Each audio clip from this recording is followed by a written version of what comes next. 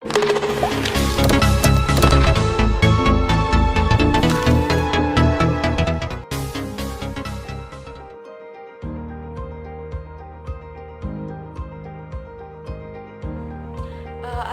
warahmatullahi wabarakatuh. Kali ini dengan part kedua masih bersama saya Simsim Rogibah. Di sini saya akan menjelaskan tentang organisasi-organisasi Islam di Indonesia di kalangan mahasiswa seperti itu.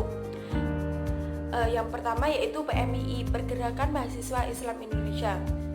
Organisasi ini berdiri pada tanggal 17 April 1960, bertepatan pada tanggal 21 Syawal 1379 Hijriah, yang dijadikan jadi lahirnya PMII diproklamasikan Balai Pemuda Surabaya dengan ketua umumnya Kiai Haji Mahmud Junaidi.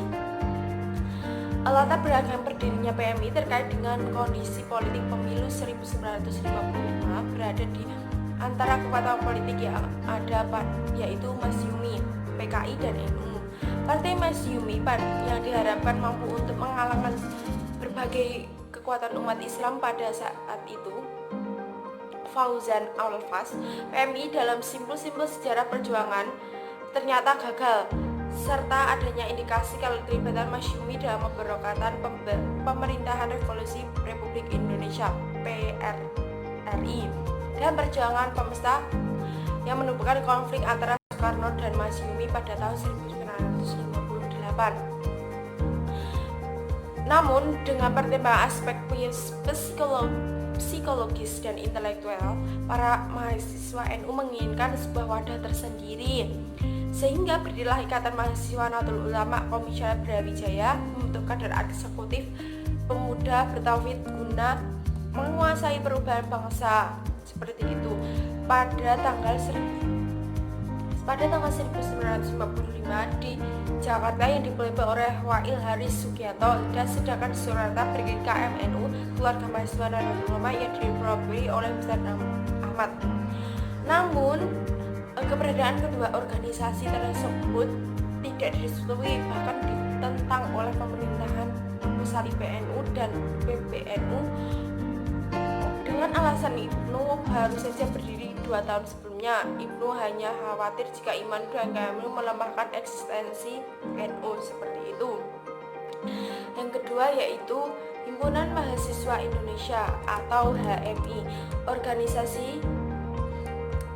Organisasi ini berdiri di Yogyakarta tanggal 5 Februari 1947 atau tepatnya pada 15 Rabiul Awal 1964 Hijriah oleh Lafran Pane beserta kawan-kawannya mahasiswa sekolah tinggi STI yang sekarang menjadi Universitas Islam Indonesia atau UII ya, bertujuan untuk mempertahankan negara Republik Indonesia dan mempertinggi derajat rakyat Indonesia dan menegakkan ajaran agama Islam.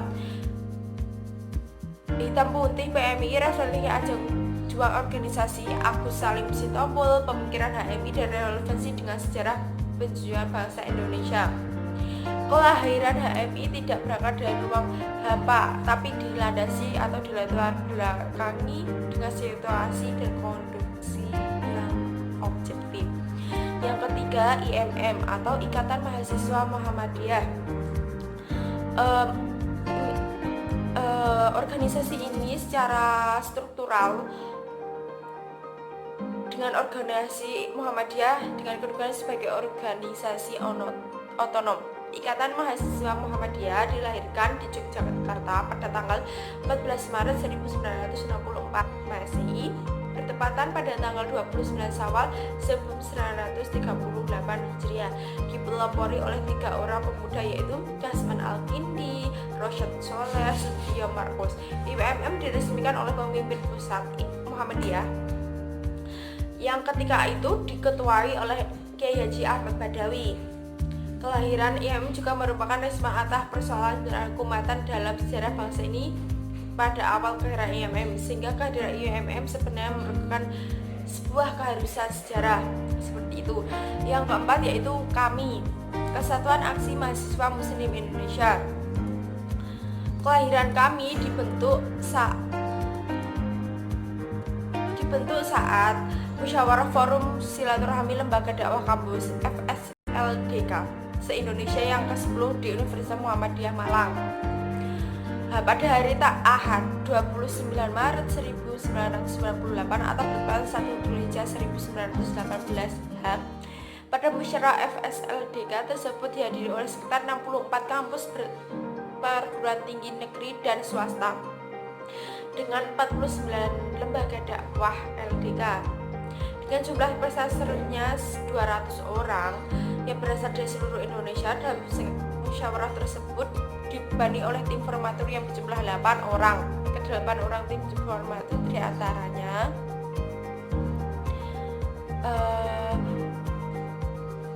delapan orang tersebut. Jadi organisasi Islam di Indonesia merupakan representasi dari umat Islam yang menjadi sebuah mayoritas di Indonesia.